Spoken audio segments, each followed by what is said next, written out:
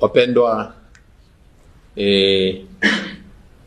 familia ya Mungu iliyoko Tanzania, sisi kama Secretariat ya Baraza la Maaskofu Katoliki Tanzania tunapenda kuwapa ujumbe unaogusa umma mzima kutokana na waraka fake au waraka usio sahihi uliosambazwa kwenye mitandao ya kijamii kuanzia jana tarehe 12 mwezi wa 10 mwaka 2025.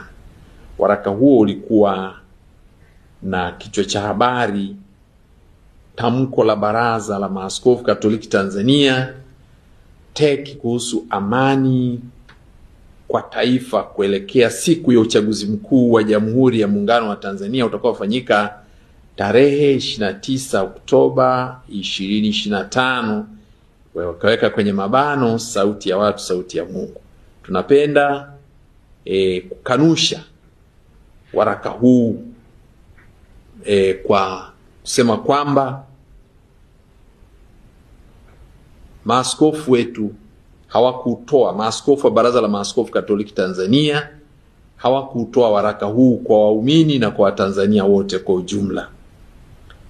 Baraza la Maaskofu Katoliki Tanzania halihusiki na hayo maudhui yaliyomo kwenye andiko hilo ambalo lina hicho kichwa cha habari: tamko la Baraza la Maaskofu Katoliki Tanzania TEC kuhusu amani kwa taifa kuelekea siku ya uchaguzi mkuu wa Jamhuri ya Muungano wa Tanzania utakaofanyika tarehe 29 Oktoba 25. Hii ni tabia mbaya ya kutumia taasisi ya maaskofu na hata kutumia sahihi ya askofu rais wa Baraza la Maaskofu Katoliki Tanzania kupitisha ujumbe ambao haujatokana na baraza.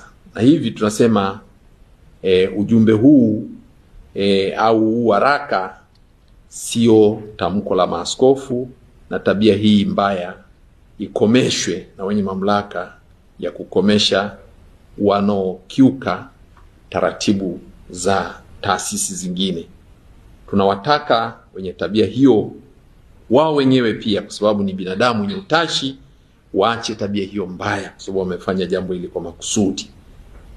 Na Baraza la Maaskofu limeagiza ujumbe huu ukanushwe na hivi